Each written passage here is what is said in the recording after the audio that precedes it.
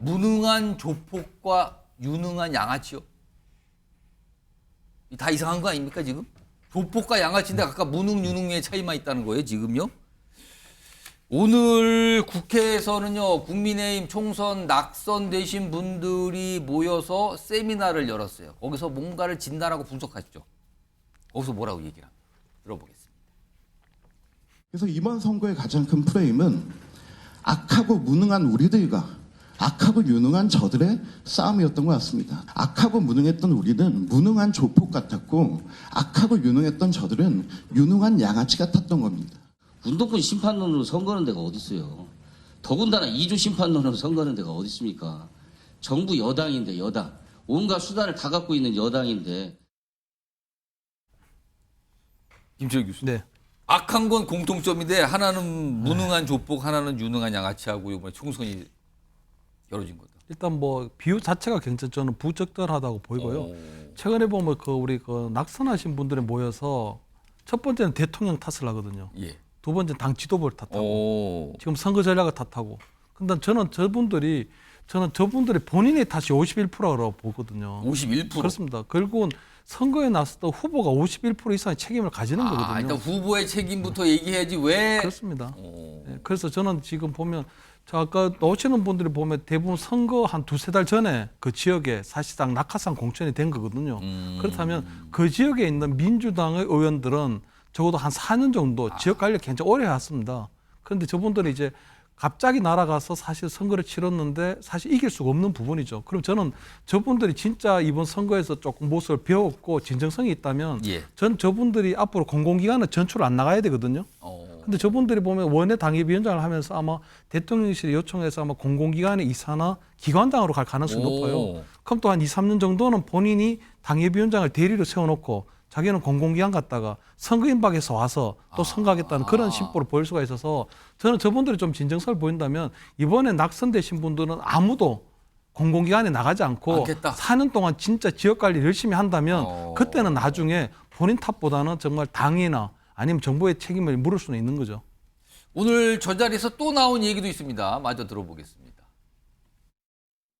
영남을 보수의 심장이라고 해요. 그럼 수도권은 뭡니까? 보수의 팔다리입니다. 그런데 심장이 싸웁니까?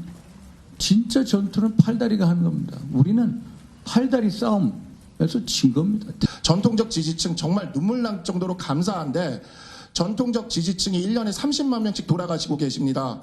그만한 인원을 3040에서 가져오지 못한다면 보수는 다음번엔 정말 두 자리 의석으로 내려갈 겁니다. 영경 교수님, 영상의 뒷부분 네. 전통적 보수층들 돌아가신다는 얘기가 나오는데 이거 어떻게 들으셨어요? 뭐 평균 수명을 고려한 아주 대단히 단선적인 얘기처럼 보여져요. 아무래도 국민의힘이 7080 세대 노년층의 지지를 받고 있는데 그분들이 또 평균 수명이 다 하시면 돌아가시지 않겠냐. 연령이 좀 높으시니. 네, 그러다 보면 또 30대, 40대는 나이도 들지 않습니까? 그럼 그 승을 어떻게 잡을 거냐의 목표가 주어져야 되는데 오히려 좀 비관적인 얘기를 하면서 너무 상황 자체를 단선적으로 본 측면이 있어 보입니다. 좀 위험해 보이기도 내용 하고요. 자체가 좀 수위가 좀 높아 보여요. 저는요 오히려 고민해야 될 게요. 국민의힘에서는요 어떻게 하면 이른바 중수층의 지지를 끌어낼 것인가. 중도층, 수도권, 이를테면 청년층의 지지를 그럼 중수층이라고 얘기하지 않습니까? 그런 고민. 그다음에 어떻게 영남 정당으로부터 탈피할 것인가. 이런 것에 대한 깊은 고민이 요구된다. 더 나아가서 우리 박성수 낙선자가 한 얘기 중에 이런 얘기가 있습니다. 기울어진 운동장 아니냐. 지금 이 말을 갖거든요. 근데 실제로 그 부분은 정부 여당에서 깊이 고민해봐야 될 내용입니다. 일례로 박근혜 전 탄핵 이후에 전 대통령 탄핵 이후에 21대 총선부터 이번 총선까지 유권자 지형에 있어서 상당한 변화가 있는 것은 포착이 된 부분입니다. 과거에는 보수 우위의 선거 지형이었다면 지금은 진보 중도 우위의 지형으로 바뀌었다라고 하는 여론조사 전문가들의 분석이 있습니다. 오히려 그런 어떤 과학적인 분석을 통해서 어떻게 캠페인 전략을 끌어낼 것인지 이쪽으로 초점을 맞춰가는 것이 바람직해 보입니다. 지금 낙선자분들이 모인 오늘 세미나였잖아요. 근데 다음 사항 좀 볼까요? 최근에 낙선자분들을 만났다고 하신 분이 있네요. 오세훈 서울시장이요.